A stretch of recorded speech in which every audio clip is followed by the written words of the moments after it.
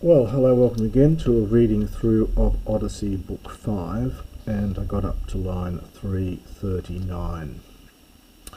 So, Camore tipti toi hodi Poseidon enosikthern, Odysseus ek plag ek paglos, hoti toi kakapoloi fortue. So kata more is vocative, the cam is kata, alpha dropped, and then the tor becomes a mu for the sake of euphony. So it means, and the moros root is in the sense of destiny, fate. We've seen this root before, connected with Meirumai. So it means ill-fated one. Tipti for tipoti, why ever, and it's a question, does the earth shaker Poseidon, why is he so causing grief to you so terribly? Now we get a little pun here, of course, because his name is Odysseus, which, whatever the etymology, sounds a little bit as though it's from oduno, which is this verb here, meaning to suffer grief. So, ill-fated one, why ever does the earth-shaker Poseidon in this way, Odysseus, cause you so distress so terribly? Hoti, well, it's because, but it's almost like Hoya here, in as much as, so just do it literally, because, literally futuo, he grows many evil things for you. So he plants or grows or causes to increase many evil things for you. Men deise kataphthise, not, but indeed not, on the one hand, will he destroy you, from kataphthino, although he is very menion participle, although being very angry. Alamal hod urksai, Dokes demoi u apinusen.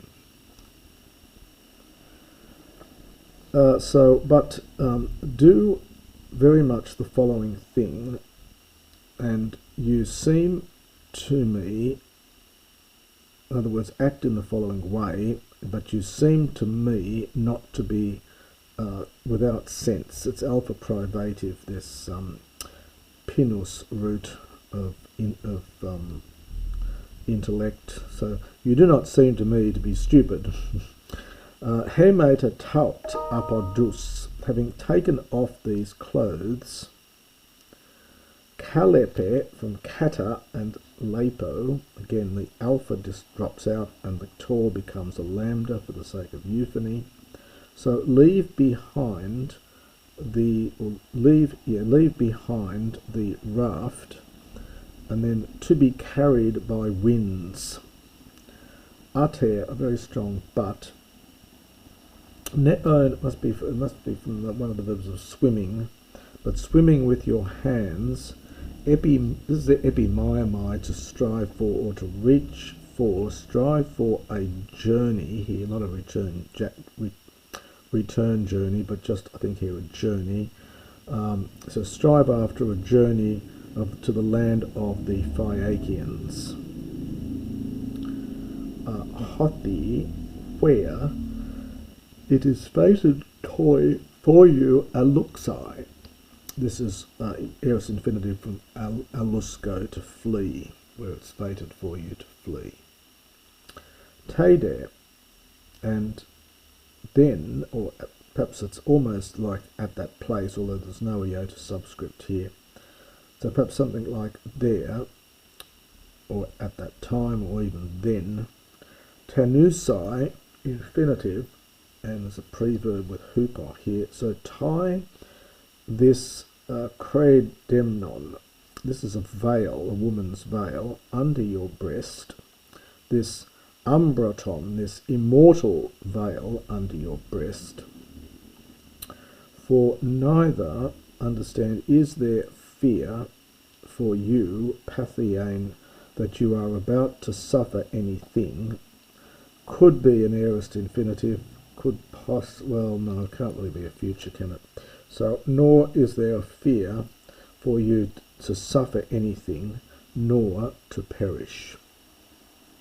Ata, but when, eps, this is F haptonai, second person, when you have touched, it takes a genitive, when you have touched the mainland with your hands, having released it, having undone it, that is this veil, cast it back into the wine-dark sea, literally wine-eyed, vine-faced sea, far from the mainland, and you yourself, another infinitive for imperative, as we had here. And turn back amphinosthi, so turn yourself away. So the point is that it's not a good thing for a mortal to see something supernatural. So she's going to somehow come back and get this veil, and she doesn't want him to see it happening. Hos ara phonesis thea credemnon edoken, and thus, accordingly, the goddess, having called out, she gave him the veil, and she dived back into the wavy sea, into the sea with its waves, like to, we've had this word before, the Aithwea. This is a sheer water or a seagull. And the black wave covered, he for Autane, covered her. But much enduring, glorious Odysseus was in two minds. This is this word we get in Greek from memorizo. It means to toss something back and forth in your mind. So we can say debated or was in two minds, I think probably captures the sense of it. Accordingly, being vexed, so being upset, accordingly, he said to his great-hearted Thumos, O moi ego, meetis moi hu phine sin dolon aute athanaton. So he's always very suspicious, is Odysseus. So he says, alas for me. When you see may, you sometimes have to put I fear in front. So I fear lest a certain one of the immortals out there, once again, is weaving guile for me. So is weaving a trick for Dolon for me. Hotemes skedias apobeno. Now, hot for, well, it could be referring to the god who, I think probably is here, and this who, and perhaps a generalizing tet here. So who bids understand, or bids me, apo Bainai, to step away from the raft. Alamal upo pesometh, but not yet, but very much not yet, but I certainly will not yet obey. This is the middle from Patho, since I saw, I saw with my eyes the land Hecas far off. In other words, it looks a long way off. I'm not going to give up the raft just now. The place where she, or, well, she it is, of course, she said to me, literally to be Fuximon, to be this is a place where one can flee to. You can see the Fugo route in here. It refers to a place of fleeing. So to where she said to me, there to be a place of fleeing, a place to flee to. Al malhod exo. But I will certainly do for the Mala Hodi the following. And it seems to me to be the best thing.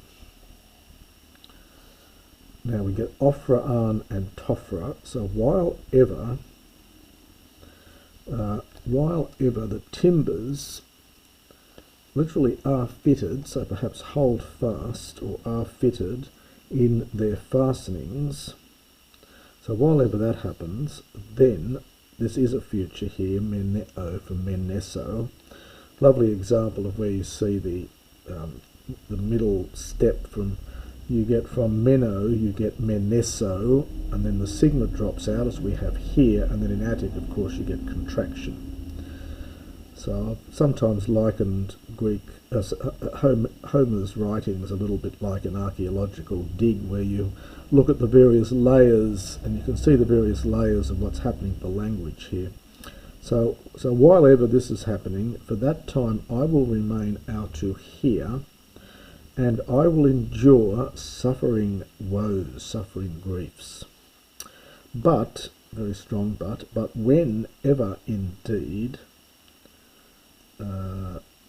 the subject I think is Kuma, and the dia goes with the tinasso. It's again preverb, timesis if you will.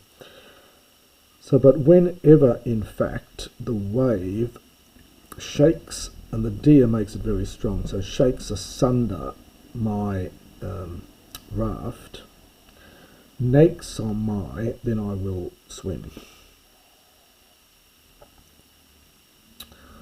Since umenti para pronoesai amemon. The notice accent on para must be for parestin.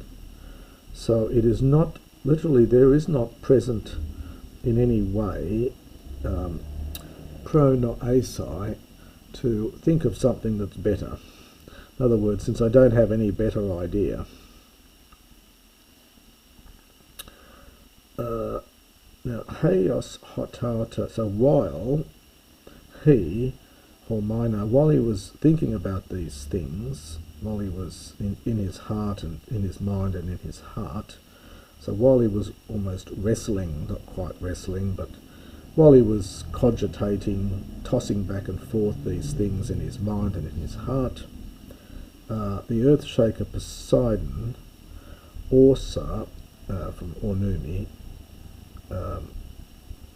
and the epi has to go with this, I think, so stirred up against him a great wave, one which was terrible and ghastly, a galeon, horrid.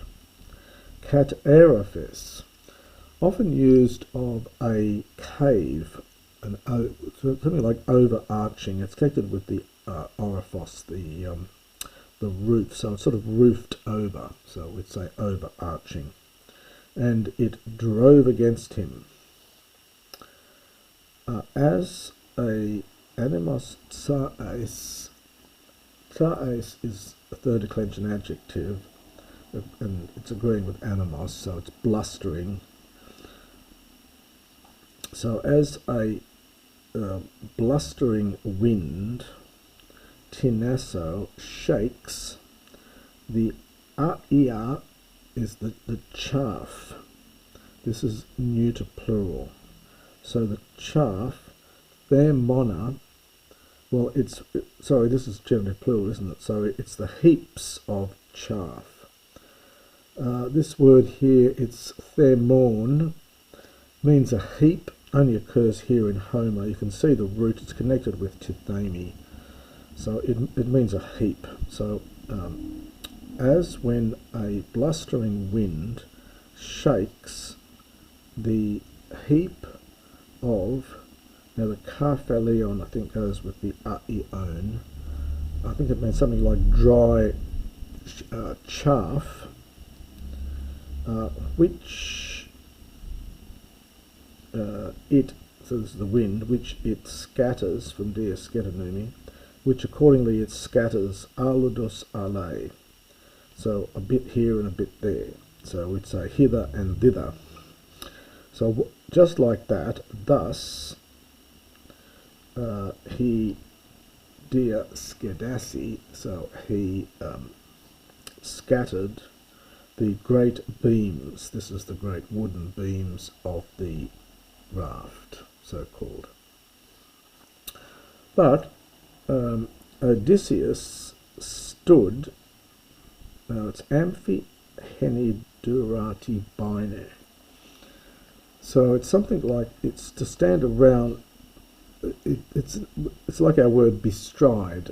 So just as you do when you're on a horse, and that's the metaphor here. So I'll take the Amphi with the Bino. So he bestrode on one plank. So he had one foot on one plank and one on the other, was the idea. Like someone driving a racehorse. And ex apoduno, yeah, and this is from ex plus apple plus duno, he took off his garments, the garments which glorious Calypso provided for him, and immediately he stretched underneath his chest the cradimon, this is the veil, and he himself, now kapese again from kata plus pipto, the alpha disappears, the tor becomes a pi, again for the sake of euphony here, and also to fit the meter. So it's kata pipto. So he himself, well, he fell face down in the sea. Petassas, having stretched out his two hands, accusative dual, desiring, infinitive from nakomai, to swim. But the Lord Earthshaker, this is Poseidon, saw him, and having moved his head, he spoke a word protihon to him. Huto nun catapola pathon aloo cataponton, eis hoken anthropoi si diotrephes si migeses. Thus now, having suffered many ills, now aloo is a tricky word here. There's commentators have written on this, but I think it's al-o-u. That is a middle imperative from the verb ala-amai, to wander, and then the u has contracted, it hasn't really because the omicron's still there, but it's turned into an omega. So it's probably an imperative. So thus now, having suffered many ills, wander upon the sea. Ace hot, standard idiom, until migeis, you might come into contact with, literally you might mingle with, but until you might come into contact with men who are nourished by Zeus. Probably something like that, well nourished or something, nourished by Zeus. Al udhos I alpa, yeah, this bit I think is slightly sarcastic here. So the verb here means, the verb is onomai, to find fault with. So I do not, and this is from elpisdomai, it's a perfect form, but not thus do I expect you, literally have I expected you, do I expect you to find fault with your distress or misery, from kakotes. It's a bit sarcastic here. I don't expect you will find fault with your misery. Very sarcastic. And thus having spoken, himasen, this is a verb, he whipped. Himas is it's a piece of leather, so it's often used of whipping. So thus having spoken, he whipped his beautiful head horses, and yeah, he had horses, and he went off into Aigai, which I think may have been where he'd come from, where his famous houses were for him, so where his famous houses were. And that is the next part of Book 5.